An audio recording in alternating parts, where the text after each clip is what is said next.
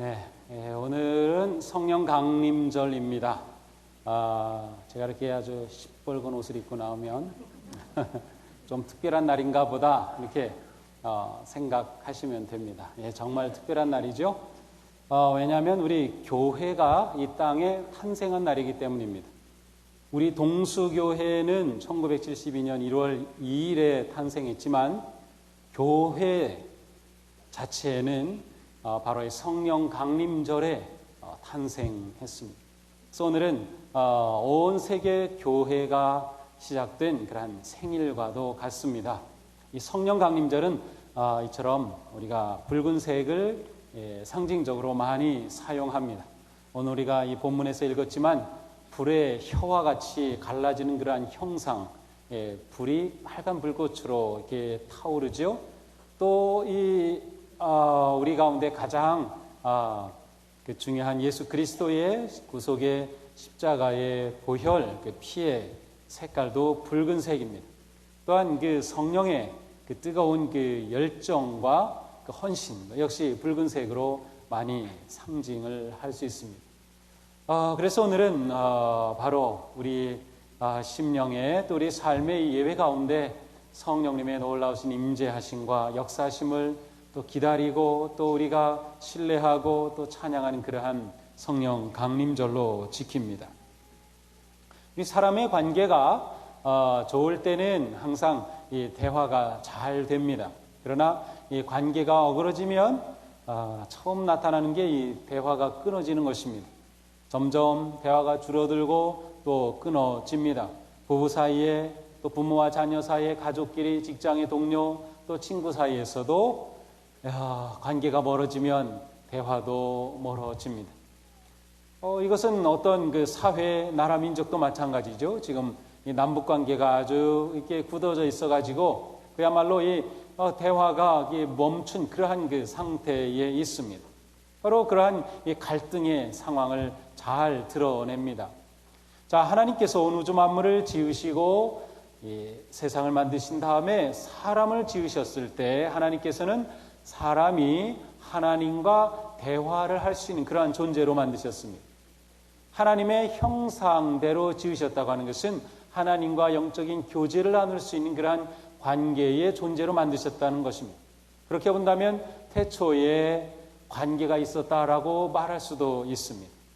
이 관계는 하나님과의 관계뿐만 아니라 사람과의 관계, 그리고 사람과 이 세상의 모든 존재하는 생물과의 모든 관계를 포함하는 것이었습니다.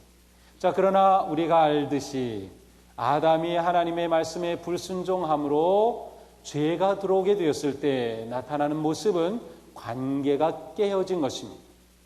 관계가 깨어지고 대화가 어그러진 것입니다. 그래서 하나님을 가까이서 대화하고 교제하며 그렇게 따를 수 있었던 아담과 하와는 죄가 들어온 이후에 하나님이 두려운 존재가 되었습니다. 하나님이 무서워서 숨었습니다. 하나님을 피했습니다. 하나님 앞에 벌벌 떠는 존재가 되었습니다. 죄가 들어왔을 때 관계가 어그러졌고 어그러진 관계는 모든 대화를 그렇게 얼어붙게 만든 것입니다. 더 나아가서 사람 사이의 관계도 멀어집니다. 아담과 하와의 가인과 아벨 두 아들은 서로 사랑하는 관계가 되지 못했습니다. 그래서 심지어 가인이 자기 동생을 죽이는 그러한 최초의 살인까지도 생겨났습니다. 죄가 들어오니까 관계가 깨어지고 관계가 깨어지니까 소통이 되지 않는 거죠. 대화가 끊어진 것입니다. 이처럼 하나님을 떠난 인간은 점점 하나님으로부터 멀어집니다. 하나님과의 이 관계가 멀어지고 대화가 멀어진 것입니다. 그러다가 창세기 11장에 가서 보면은 바벨탑 사건이 나옵니다. 이 바벨탑 사건은 사람들이 우리의 이름을 하늘 높이 이름을 내자라고 교만의 극치를 이룬 그들의 업적과 이름을 내기 위해 쌓아 올리던 바벨탑이 멈추는 사건입니다. 하나님께서 그것을 보시고 그들의 언어를 혼잡하게 하셨습니다. 그러니까 의사소통이 되지 않아요.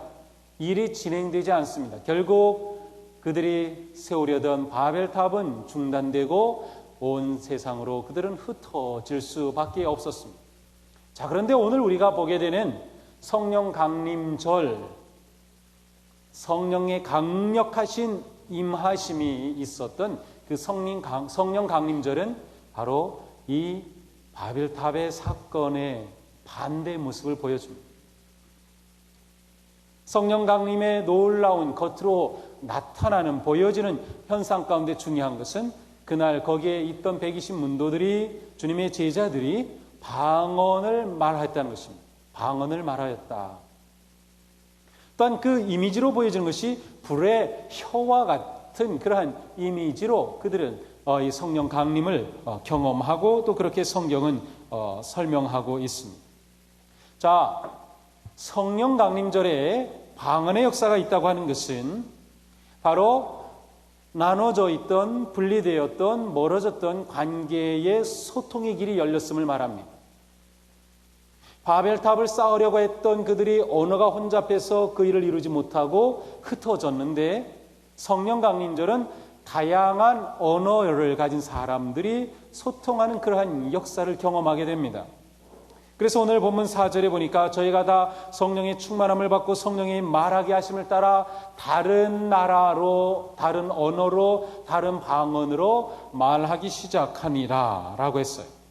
그러면서 실제로 이 방언의 역사가 얼마나 많은 거기에 모였던 사람들에게 영향을 미쳤는지 이렇게 기록됩니다. 우리는 바데인, 메데인, 엘람인, 메소포타미아, 유대와 갑바도기아, 본도, 아시아, 부르기아, 밤빌리아, 애굽, 구레네, 로마, 유대인, 그레데인, 아라비아인들, 자, 이날 여기에 모였던 많은 사람들은 이처럼 세계에서 각지에서 모여든 사람들이었습니다.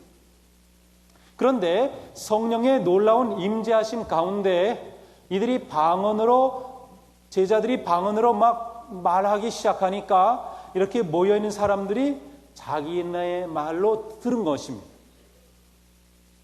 제자들은 원래 갈릴리 사람들이었어요. 그래서 이들이 놀라는 것입니다. 아니, 여기 있는 자들이 다 갈릴리 사람들이 아니냐? 그런데 어떻게 저들이 우리 말을 하고 우리가 저들이 말할 때 우리 말로 들을 수 있는가라고 놀란 것이죠. 마치 제가 우리말로 이렇게 설교를 하지만 여기에 미국에서 러시아에서 일본에서 중국에서 많은 분들이 와 있으면서 통역 없이 자기 말로 알아들은 것과 같아요. 제자들은 외국어 공부를 하지 않았는데 외국어를 말했고 거기에 모인 많은 사람들은 자기 나라 말로 듣는 그러한 놀라운 역사가 일어난 것입니다. 언어가 통하게 된 것입니다. 바벨탑은 언어가 분리되어 흩어지고 소통이 멈추고 단절되었지만 성령의 역사가 그들로 하여금 언어의 소통을 가져왔다고 하는 것이죠. 자, 이처럼 성령 강림절의 놀라운 사건은 우리로 하여금 놀라운 회복과 소통과 관계의 치유와 완성을 보여주고 있습니다. 자, 왜 이 성령 강림의 놀라운 성령의 임재하심이 일어났을까요? 하나님은 왜 약속하신 대로 그와 같은 성령의 임재하심 가운데 이 엄청난 경험을 하게 하신 것일까요? 11절에 가서 보면 이렇게 말씀합니다. 우리가 다 우리의 각 언어로 하나님의 큰 일 말함을 듣는도다. 자, 거기에 모인 많은 사람들이 자기 나라 말로 듣게 되면서 무엇을 깨달았습니까? 하나님의 큰 일 말함을 듣는도다. 그들은 하나님의 큰 일을 알아듣게 된 것입니다. 하나님의 큰 뜻을 알아듣게 된 것입니다. 그러니까 성령 강림은 교회의 시작이면서 그 교회가 하나님의 거룩하고 놀라운 큰 뜻을 위해 탄생되었다라고 하는 사실을 보여주는 것. 자, 그러면 이렇게 이해할 수 있어요. 바벨탑 사건은 그 바벨탑을 이루는 것이 사람의 뜻을 이루는 것입니다. 사람의 이름을 내는 것입니다. 하나님께서 그들을 흩으셨습니다. 이제 하나님께서는 흩어진 언어를 소통케 하시면서 하나님의 큰 뜻을 이루어가게 하십니다. 하나님의 일을 이루어 가게 하시는 그 놀라운 역사가 성령 강림의 역사인 것입니다. 자, 그러므로 우리는 성령 강림절을 통해서 하나님께서는 성령의 임재하심을 통해 교회를 세우시고 그 교회가 하나님의 큰 일을 이루시기를 기대하고 원하셨다는 사실을 알 수 있습니다. 하나님의 큰 일은 무엇입니까? 그것은 바로 온 땅의 영혼을 구원하며 이 땅에 하나님의 나라를 세워가는 것이었습니다. 하나님의 나라가 이 땅에 세워지는 꿈을 주신 것입니다. 하나님의 나라가 이 땅에 세워지면 그 삶 속에는 치유가 있고 용서가 있고 사랑이 있고 기쁨이 있고 능력이 있는 그러한 놀라운 삶의 세계로 그와 같은 믿음의 공동체로 초대하시는 역사가 바로 성령 강림절의 역사였습니다. 그러므로 성령의 경험이라고 하는 것은 단지 한 사람의 영적 체험으로 끝나는 것이 아니라 그 영적 체험을 통해서 하나님의 위대하신 일, 곧 사명을 향한 인생으로 바뀌어지는 것을 말합니다. 하나님은 지금도 우리 가운데 성령님을 통해 우리 모두가 하나님의 일, 하나님의 큰 일을 꿈꾸기를 원하십니다. 하나님이 우리에게 기대하시는 그 영광스러운 나라를 이루기를 원하시고 기대하시는 것이죠.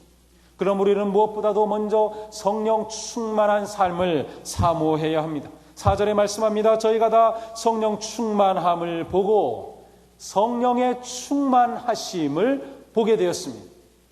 우리도 성령의 충만하심을 경험하면 우리에게 이 놀라운 역사들이 나타날 것은 분명합니다.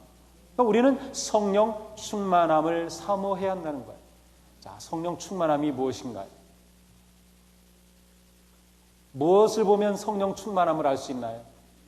우리는 성령 충만이라고 하면 어떤 성령의 임재하신 가운데 나타나는 외적인 어떤 모습을 볼지 모릅니다. 그것을 생각할지 모릅니다. 그러나 원래 성령 충만하다고 하는 뜻은 자, 성령님께서 가득한 것입니다. 성령님이 저에게 오셔서 가득합니다.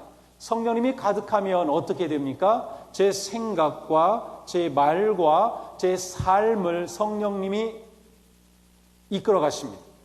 그런데 성령님의 주도하심에 제가 온전히 100% 순종하고 따라가면 그게 성령 충만함입니다. 성령 충만함이라고 하는 것은 성령님이 완전하게 다스리시고 통치하시고 컨트롤하시는 상태와 삶을 말합니다. 그러니까 우리가 열망하는 것이 성령 충만함이라고 하는 것은 정말 우리의 삶이 하나님의 임재하신 가운데 온전히 하나님께 순종하며 성령님께 내 모든 것을 맡기며 나아가는 삶으로 가겠다라고 하는 그러한 영적인 충만한 상태를 성령 충만이라고 하는 거예요. 우리는 성령 충만하면 어떤 다른 많은 것들을 자꾸 생각합니다. 심지어 어떤 사람들은 성령 충만이 굉장히 좀 거북하고 두렵게 느껴지는 사람들도 있어요. 그것은 성령 충만함에 대한 이해가 바르게 되어 있지 못하기 때문입니다. 성령 충만은 우리를 온전한 사람으로 만듭니다. 우리를 온전한 하나님의 자녀로 만듭니다. 우리를 온전한 그리스도로 만듭니다. 우리를 온전하고 거룩한 삶의 존재로 만들어가는 것이 성령 충만함이죠. 이 성령 충만함은 이미 주님께서 약속하신 것이었습니다. 사도행전 1장 4절에 가서 보면 너희는 예루살렘을 떠나지 말고 내게 들은 바 아버지의 약속하신 것을 기다리라. 아버지의 약속하신 것을 기다리라. 그래서 예수님의 제자들은 예수님이 승천하신 후에 흩어지지 않고 모여 있었습니다. 기다리고 있었습니다. 아버지의 약속하신 그것이 무엇인지 그들은 알기를 원했습니다. 우리에게도 성령 충만함에 대한 간절함이 있어야 합니다. 성령 충만함을 사모해야 합니다. 주님은 분명히 말씀하십니다. 구하는 자에게 좋은 것을 주시지 않겠느냐. 사도행전에 누가복음에 가서 보면 이 좋은 것, 마태복음에서는 좋은 것이라고 했는데 이 누가복음에서는 너희에게 구하는 자에게 성령을 주시지 않겠느냐. 그러므로 성령님의 충만하심은 하나님께서 우리를 위해 계획하고 계신 일이며 약속하신 것이며 우리가 사모하고 성령님의 임재하심을 구할 때 하나님은 우리 가운데 성령님의 충만하심 가운데로 역사하신다. 하나님은 우리 모두가 성령 충만한 가운데 하나님의 놀라운 은혜와 능력이 있기를 원하십니다. 우리가 정말로 믿음 생활의 기쁨을 누리기 원한다면 성령 충만한 길밖에 없습니다. 우리 믿음 생활에 힘을 얻기 원한다면 성령 충만한 길밖에 없습니다. 우리의 믿음 생활에 승리하기를 원한다면 성령 충만함 밖에는 길이 없습니다. 성령님이 우리를 그와 같은 세계로 인도해 주시기 때문인 것입니다. 그러므로 성령님이 우리 삶의 열쇠와 같습니다. 이것은 다른 종교와 기독교를 구분하는 아주 중요한 특징입니다. 다른 종교를 가지셨던 분들이 그들이 믿었던 그 종교에서 이와 같은 것을 가르치는 것이 없어요. 부처의 영이 내게 오셔서 나를 주도하신다, 그런 건 없어요. 내가 수행하고 내가 성불하기 위해서 노력은 하지만 그 영이 나에게 오셔서 나를 지도하시고 가르쳐 주시고 역사하시고 능력을 주시고 이와 같이 충만하게 일한다고 하는 그러한 것은 없어요. 기독교의 아주 놀라운 것. 그러니까 우리가 이것을 놓치면 기독교 신앙의 핵심을 놓치는 것과 같습니다. 우리가 예수 그리스도를 내 인생의 주님으로 나의 구세주로 모시고 영접하는 순간 성령님은 나와 함께 하시며 이미 나를 위해 그와 같은 놀라운 일을 하실 준비가 되어 계신 분이에요. 그러나 우리가 성령님께서 함께 하시기를, 충만하시기를 구하고 간구하는 그런 마음이 우리 가운데 있어요. 열망해야 되는 거예요. 저절로가 아니라 제자들이 10일 동안 주님의 말씀을 붙잡고 마가의 다락방에 모여서 그 약속하신 것을 기다렸을 때 성령님이 임했던 것처럼 우리에게도 그와 같은 기다림과 열정과 헌신과 사모함이 넘쳐야 하는 것입니다. 이곳에는 저와 여러분이 성령 충만함의 삶으로 나아가게 되기를 축복합니다. 정말 성령님께서 인도하시는 삶이 도대체 뭘까? 목사님은 성령님 얘기하는데 도대체 성령님이 어떤 존재인가 좀 궁금하게 생각해보고 그분을 내가 알고 싶다고 마음에 좀 열망을 가져보고 내가 그분의 인도하심이 무엇인지 좀 알고 싶다. 그분이 능력이라면 그 능력을 내가 경험하고 싶고 그분이 치유하심이라면 내가 그 치유하심을 경험하고 그분이 진리의 영이시라면 내가 정말 진리를 발견하고 그 길로 가는 인생이 되고 싶다는 그런 좀 그 열망과 간절함이 우리 가운데 일어나요. 그럼 우리가 어떻게 성령 충만함에 이룰 수 있나요? 그것은 기도와 말씀으로입니다. 기도와 말씀. 제자들이 모였던 곳은 마가의 다락방으로 알려져 있습니다. 120명이 모여서 약속하신 것을 기다리며 함께 기도하였습니다. 모인다고 하는 것이 그래서 중요합니다. 모이는 곳에 성령님의 임재하심이 나타나기 때문입니다. 물론 우리가 혼자서 기도할 때, 혼자 살아갈 때에도 성령님은 우리 가운데 함께 하십니다. 그러나 믿는 자들이 함께 모일 때 성령님은 강력하게 역사하시는 거예요. 그러니까 우리는 모이기에 힘쓰는 것이 매우 중요합니다. 히브리서 10장 25절에 말씀합니다. 모이기를 피하는 어떤 사람들의 습관과 같이 하지 말고 오직 권하여 그날이 가까움을 볼수록 더욱 그리하자, 그날이 가까움을 볼수록 더욱 열심히 모이자라고 권면하고 있습니다. 왜냐하면 모이는 곳에 성령님이 일하시기 때문에, 오늘도 우리가 예배자로 이곳에 모였기 때문에 성령님은 우리 가운데 역사하시는 줄 믿습니다. 지금도 성령님은 우리의 심령 가운데 역사하시며 우리의 마음을 주님께서 만지고 계시며 이 시간도 성령님은 이 모임 가운데 우리 가운데 운행하고 계십니다. 모인 그들은 기도하였습니다. 모여서 그들은 기도하기를 멈추지 않았습니다. 기도하는 곳에 성령님의 놀라운 역사가 나타납니다. 성도들이 모여 기도하는 자리는 가장 위대한 자리가 될 것입니다. 사도행전 1장 14절에 말씀하죠. 마음을 같이하여 전혀 오로지 기도에 힘쓰니라. 오로지 기도에 힘쓰니라. 전혀 기도에 힘쓰니라. 오직 기도에 힘쓰는 그 자리에 성령님이 약속하신 대로 강력하게 임재하셨던 것입니다. 그러므로 우리가 믿음의 삶을 승리하기 원한다면, 성령님의 충만하신 가운데 나가기 원한다면 우리에게서 기도가 끊어지면 안 됩니다. 기도가 끊어지면 안 돼요. 항상 기뻐하라. 쉬지 말고 기도하라. 쉬지 말고 기도하라. 기도를 멈추면 호흡이 멈춰지는 것과 같아요. 산소 공급이 멈춰지면 우리의 몸의 뇌의 기능은 점점 죽어가요. 기도가 멈추는 순간 내 영혼의 생명력이 잃어간다라고 하는 사실을 알아요. 기도가 나를 살리고 기도 가운데 성령님의 강력한 역사심이 나타나는 것입니다. 모이면 기도하는 성도, 모이면 기도하는 교회, 기도하는 그곳에 놀라운 생명의 역사가 넘칠 줄로 믿습니다. 기도하는 여러분의 삶에 성령님의 강력하신 임재하심이 함께 하실 줄로 믿습니다. 기도를 잡으시기 바랍니다. 기도의 자리에 있게 되기를 원합니다. 자, 이들은 기도만 했을 뿐만 아니라 말씀을 잡았습니다. 사도행전 1장 16절부터 17절에는 베드로가 제자들 가운데 서서 말씀하시는 그 내용을 기록하고 있습니다. 그들은 제자들 가운데 있었던 가룟 유다가 예수님을 배반하고 예수님이 십자가에 팔리도록 팔아넘긴 그 사건이 먼 내 마음에 걸렸습니다. 도대체 이 일이 어떻게 일어난 것일까? 그러나 그들은 단지 그것을 궁금해하는 것으로 끝난 것이 아니라 말씀을 보기 시작했어요. 말씀에서 그 답을 찾고자 할 때 하나님께서 놀라운 가르침을 그들에게 주셨습니다. 말씀은 하나님께서 역사하시는 위대한 도구가 됩니다. 말씀이 역사하시는 곳에 성령님께서 충만하게 임재하시는 것입니다. 말씀과 기도는 항상 함께 있는 쌍둥이 형제와 같아요. 기도를 열심히 하는 만큼 말씀을 많이 보아야 합니다.